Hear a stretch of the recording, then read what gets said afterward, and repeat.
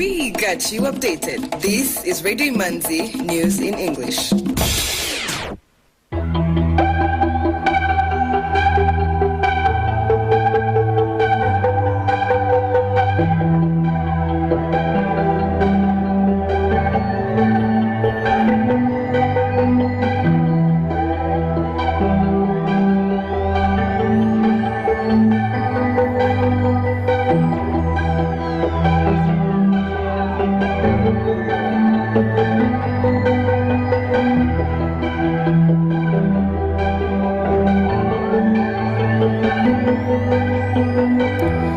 You are tuned to Radio Imanzi, broadcasting from Kigali. Here is the news in English, brought to you by Fiona Onganga.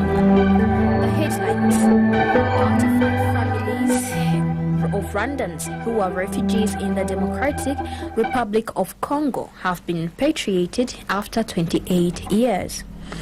The Ministry of Health today launched the policy dialogue on Rwanda community health workers' sustainability and resilience to gather different views from key stakeholders to guide the ongoing community health reforms.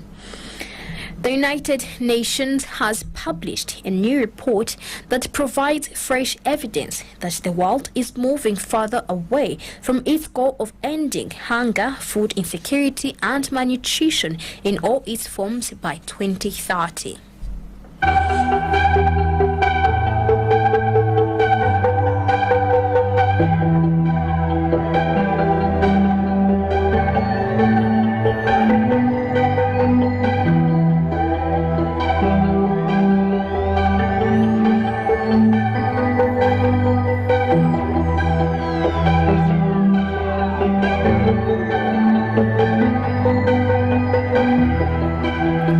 Welcome back. News in detail. 35 families of Rwandans who are refugees in the Democratic Republic of Congo have been repatriated after 28 years. The families, comprising 103 people, mostly women and children, returned to Rwanda voluntarily and were welcomed by the Ministry of Emergency Management and the United Nations Refugee Agency.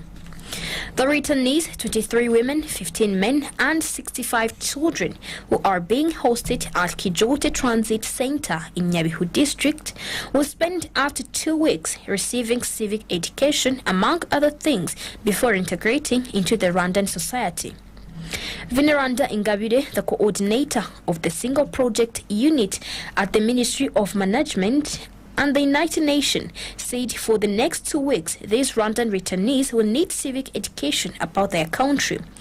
Before leaving this center, they will be given support, including food stuff for 3 months and money, $250 for an adult and $150 for children. They will be taught how to use the money wisely in income-generating projects. Their annual health insurance will also be paid for and will be given identity cards. According to the UN Refugee Agency, the voluntary return of Rwandans proves that the country is peaceful. In the last 6 months, a total of 856 returnees passed through the Kijote Transit Center. For the last 5 years, the center has received 15,643 returnees who are now reintegrated into the Rwandan society. Now on to matters of health. The Ministry of Health today launched the policy dialogue on Rwanda community health, sustainability and resilience to gather different views from key stakeholders to guide the ongoing community health reforms. The Community Health Program evaluation conducted by the Liverpool School of Tropical Medicine recommended to redesign an integrated training approach in one single package where community health workers are equipped to provide a community health services and establish a replacement model of aging by young community health workers, meaning aged between 20 and 45 years. The Minister of Health, Dr. Daniel Ngamije, said that community health workers have made great contributions in the reduction of maternal and child mortality and in improving health status in Rwanda, as it was confirmed by the evaluation conducted in 2016. The technical officer, reproduction, maternal, newborn and child health at World Health Organization, Dr. Telpist John Captain, noted that community health workers contribute greatly in improving access to health services. Globally, it is shown that community health workers contributed to delivery of health services and improving access to health services towards universal health coverage. And in this front, WHO has developed a guidance on how to engage the community health workers for member states or countries to adapt, and there are several recommendations on the roles of community health workers. So countries need to look at these guidelines, and this is what we are trying to advocate, looking at different options of community health workers, looking at different interventions which the community health workers can be able to offer, looking at the roles and the responsibilities of community health workers, looking at how do you capacitate these community health workers to be able to deliver the intended services to improve access to the communities. Youth can be part of the community health worker workforce, and depending on the country, to define the age, the minimum age which they want to use as youth. Of course, youth, it is a wide range. For example, here in Rwanda, they are planning to start from the 20 and 21 years of age. So depending on the country, they can even go below or even higher, but the youth, they can be part and parcel of the community as workforce. And as the guidelines recommends, there should be some the career progression of these youth, because they need to progress into their career development. Globally, the work of community health workers has been recognized, and it has been evidence-based that they contributed to improving access, even contributing to the reduction of maternal and child mortality. So the work of the community health workers is valuable. And of course, for Rwanda, as you saw from the presentation from the Director General of Rwanda Biomedical Center, there is evidence that they've done a very good job in contributing to the progress which we have seen in the reduction of maternal, child mortality, and improving access to other services. WHO is recommending is one of the programs which is called School Health Program. And in the School Health Programs, there are different interventions which can be offered, like information services on adolescent health services, on reproductive health, on mental health, drug abuse, and health promotion, and prevention of non-communicable diseases. So community health workers could be one of the cadre to reach out to the boarding schools, but this needs to go beyond the community health workers, where the Minister of Education and the Minister of Health, they need to work together to ensure they put in appropriate interventions, reaching out to the boarding schools. Boarding schools, one, but even those who are not in boarding school, they also need to be reached. And even those who are not out, which are not in school, we call them out of school, they or adolescents or young people, youth, they need to be reached with different health interventions. The Rwanda Community Health Workers Program was established in 1995, aiming at increasing uptake of essential maternal and child clinical services through education of pregnant women, promotion of healthy behaviors, and follow-up and linkages to health services. Now, the Minister of Justice, Dr. Emmanuel Ugidashebuja, has said that most recurrent conflicts in Africa are associated with external interferences founded on shared colonial past as well as governance shortfalls. The minister was speaking at the Rwanda National Police Symposium on Peace, Security and Justice, organized for the Police Senior Command and Staff Course students in Musanze district. The two-day symposium was attended by 34 senior police officers from 8 African countries completing their year-long classes. The symposium was hosted under the theme Fostering Good Governance for Peace and Security in Africa. The panel discussions centered on the role good governance plays in maintaining peace and security in Africa, eloquently portrayed by governance experts from Rwanda and abroad. The CEO of Rwanda Governance Board, Dr. Kaitesi Usta, shed light on the ways Rwanda found solutions internally to make it the way it is today and emphasized on the fact that all Rwandans have equal rights and opportunities. For sustainable development to happen, for sustainable peace to exist, for good governance to flourish, there are certain things that have to be done differently. Absolutely. Rwandans, based on their values, initiate homegrown solutions to deal with matters that concern them. Most of our homegrown solutions were employed to deliver on certain problems but enforce our togetherness. When we go to do umuganda, we do not just do the cleaning of our environment. We get the opportunity to exercise social cohesion. We improve the lives of our neighbors, and we clear our environment. When we all went to Gachacha, we took responsibility of our past and owned the process of dealing with that past. The senior command course, the highest course in police, is attended by senior police officers from Kenya, Malawi, Namibia, Somalia, South Sudan, Tanzania, Zambia and Rwanda.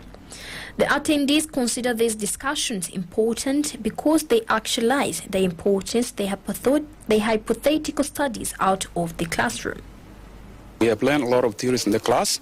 We have also learned a lot of leadership concepts in the class.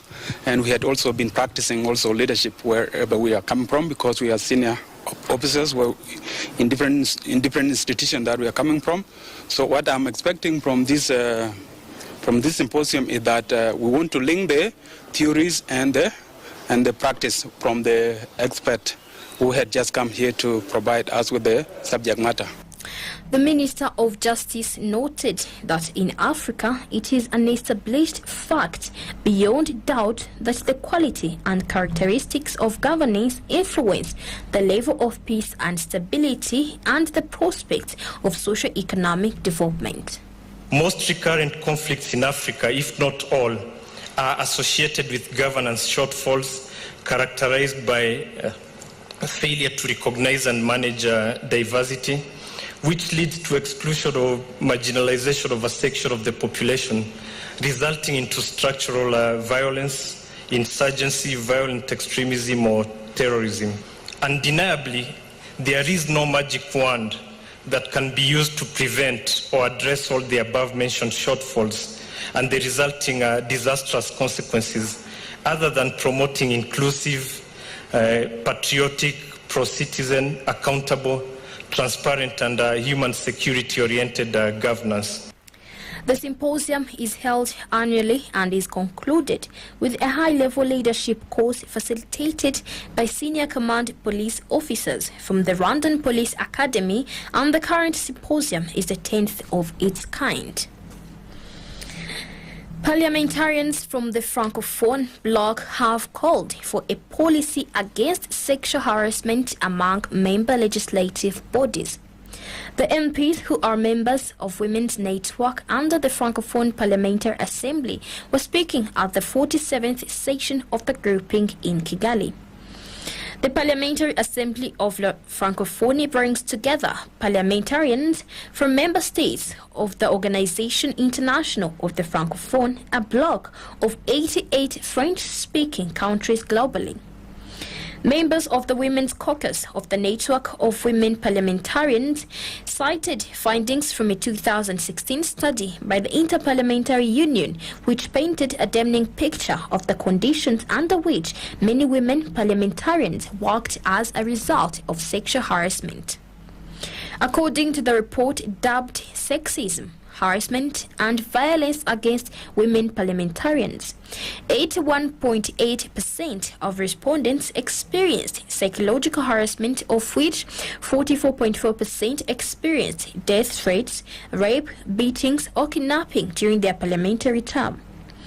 The study, which covered Europe and Africa, also showed that 65% of parliamentarians had been subjected to humiliating sexist remarks. 21.8% experienced acts of sexual violence, with 25.5% facing physical violence. Veneranda Nyirahirwa, a Rwandan Member of Parliament and Chairperson of the Standing Committee on Unity, Human Rights and Fight Against Genocide, said many countries lacked legislation on gender-based violence, adding that this was a challenge in itself. She called for greater sensitization around sexual harassment, including among women parliamentarians. The Network of Women Parliamentarians across the Francophonie seeks to promote greater participation of women in their country's political, cultural and socio-economic aspects. Economic news is a regular feature on Radio Imanzi. Now, the Rwanda Stock Exchange Market Report. Today's trading session recorded a total turnover of 42,181,800 Rwandan francs, worth of bonds traded in 6 deals on the fixed income market, and 4,750,700 Rwandan francs from 39,400 shares traded in 7 deals on the equities market.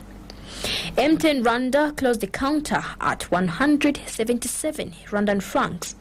The trading session recorded a total turnover of 2,362,900 Rwandan francs from 13,500 shares traded in 2 deals. I&M Bank counter closed at 43 Rwandan francs. The trading session recorded its total turnover of 627,800 Rwandan francs from 14,600 shares traded in 2 deals. Bralirwa counter closed at 160 Rwandan francs. The trading session recorded its total turnover of 1,616,000 Rwandan francs from 10,100 shares traded in 2 deals. Simerwa closed the counter at 120 Rwandan francs. The trading session recorded its total turnover of 144,000 Rwandan francs from 1,200 shares in 1 deal. Now the equities counters market closed with Bank of Kigali at 265 Rwandan francs, Equity Bank at 440 Rwandan francs, Kenya Commercial Bank at 370 Rwandan francs, National Media Group at 1,200 Rwandan francs, Uchumi Supermarket at 104 Rwandan francs, and RH Buffalo closed the counter at 526 Rwandan francs as the market closed. Now the currency market review. Burundian franc buying price was 0.49 and the selling price was 0.5. Kenyan shilling buying price was 8.5 and the selling price 8.7. Tanzanian shilling buying price was 0.43 and the selling price was 0.44. Ugandan shilling buying price was 0.26 and the selling price is 0.27. The US dollar buying price was 1,014 and the selling price was 1,035. The British pound buying price was 1,212 and the selling price was 1,237. The euro buying price was 1,035 Rwandan francs and the selling price was 1,056 Rwandan francs. Some items of international news on Radio Imanzi. Now, the High Court in Kenya has frozen more than 6.2 billion Kenyan shillings spread in 62 bank accounts belonging to Nigerian startup Flutterwave and 4 Kenyans on fears there are proceeds of card fraud and money laundering. The billions in Guaranty Trust Bank, Equity, EcoBank, KCB and Cooperative Bank accounts were frozen after the Asset Recovery Agency applied to block the transfer or withdrawal pending the filing of a petition to have the money forfeited to the government. The agency said in court filings that their investigations revealed the cash was wired in the guise of payments for goods and services. The United Nations has published a new report that provides fresh evidence that the world is moving further away from its goal of ending hunger, food insecurity and malnutrition in all its forms by 2030. According to the report, the number of people affected by hunger globally rose to as many as 828 million in 2021, an increase of about 46 million since 2020 and 150 million since the outbreak of the COVID-19 pandemic. The 2022 edition of the State of Food Security and Nutrition in the World report presents updates on the food security and nutrition situation around the world, including the latest estimates of the cost and affordability of a healthy diet. The report says around 2.3 billion people in the world were moderately or severely food insecure in 2021, 350 million more compared to before the outbreak of the pandemic. Nearly 924 million people faced food insecurity at severe levels, an increase of 207 million in 2 years. The gender gap in food insecurity continued to rise in 2021. 31.9% of women in the world were moderately or severely food insecure, compared to 27.6% of men, a gap of more than 4 percentage points compared with 3 percentage points in 2020. Almost 3.1 billion people could not afford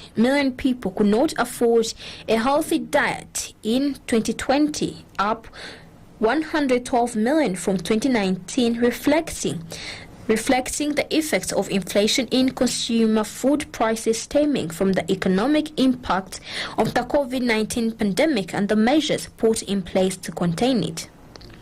An estimate of 45 million children under the age of 5 were suffering from wasting, the deadliest form of malnutrition, which increases children's risk of death by up to 12 times. Another 149 million children under the age of 5 had stunted growth and development due to a chronic lack of essential nutrients in their diets, while 39 million were overweight. The trial in the case of the Genoa bridge that collapsed in 2018, killing 43 people, opens today in Italy, involving 59 defendants being prosecuted for manslaughter and undermining transport safety. The Morandi Bridge, part of a key highway between Italy and France, gave way in torrential rain on August 14th, 4 years ago, sending dozens of vehicles and their passengers tumbling into the abyss. The tragedy shone a spotlight on the state of Italy's transport infrastructure, which runs almost half of the country's motorway network. It was accused of failing to maintain the bridge that was inaugurated in 1967. As we come to the end of tonight's edition, Radio Manzi is going to present you a production on the resignation of the United Kingdom's Prime Minister Boris Johnson and the process on electing a new Prime Minister. The United Kingdom's Prime Minister Boris Johnson has resigned following mounting pressure from lawmakers in his own party to stand down. More than 50 members of his own government stepped down in 48 hours, saying they no longer have faith in his leadership after a series of scandals. He quits office after less than 3 years in the job, despite having won a huge majority in the 2019 general election. Johnson indicated in his resignation speech that he plans to stay in the office until a successor is chosen. He noted that it is clearly now the will of the Parliamentary Conservative Party that there should be a new leader of that party and therefore a new Prime Minister. He added that the process of choosing that new leader should begin now and that the timeline will be announced next week. Good afternoon. Thank you. It is clearly now the will of the Parliamentary Conservative Party that there should be a new leader of that party and therefore a new Prime Minister.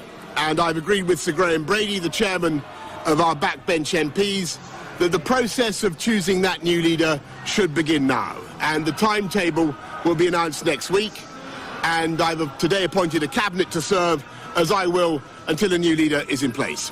So I want to say to the millions of people who voted for us in 2019, many of them voting Conservative for the first time, thank you for that incredible mandate, the biggest Conservative majority since 1987, the biggest share of the vote since 1979. And the reason I have fought so hard in the last few days to continue to deliver that mandate in person was not just because I wanted to do so, but because I felt it was my job, my duty, my obligation to you to continue to do what we promised in 2019.